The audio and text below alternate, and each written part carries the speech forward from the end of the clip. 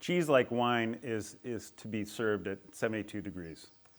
And what I did here to illustrate the different affinage, or the aging of the cheeses, these are all Mount Tam from Marin, all from the same batch, aged differently. This is straight out of refrigeration.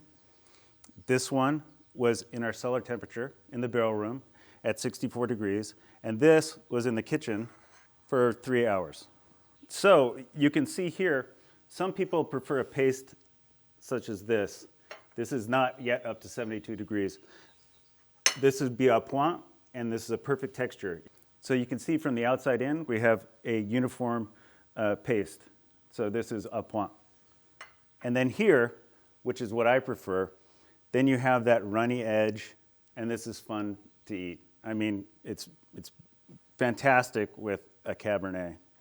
I found that the tannin interacts differently with cheeses at different affinage or ages. And so that's what we're showing here. And this one, the à point, tends to work for most people the best with our Cabernet Sauvignon.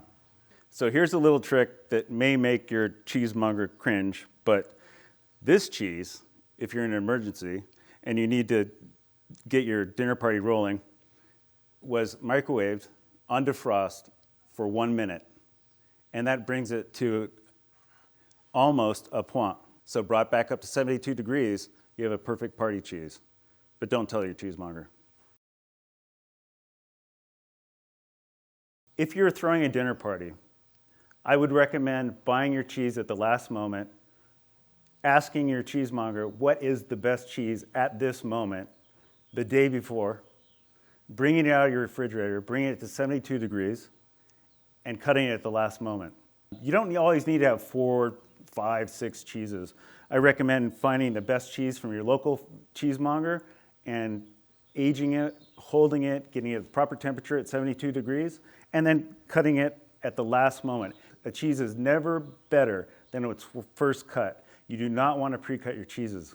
I highly recommend using your local cheesemonger. It's like working with a butcher. Have a relationship with them and let them choose the cheese. Leave it an open-ended question. What do you think is best right now? I want this type of cheese, I'm drinking this type of wine, and let him choose. For large parties, and what we use at Jordan, and what I recommend is the handy cheese wire cutter. This is the tool of professionals. It's relatively inexpensive. I think you can find it on Amazon right now. And so you simply pull towards you, and you cut down. This is a Cabot cloth-bound cheddar, one of my favorite cheddars out of Vermont. And you get a perfect cut. You don't have to deal with a knife. Now in a pinch, if you're using a soft cheese, like this one, went through the Mount Tam, you can even use dental floss.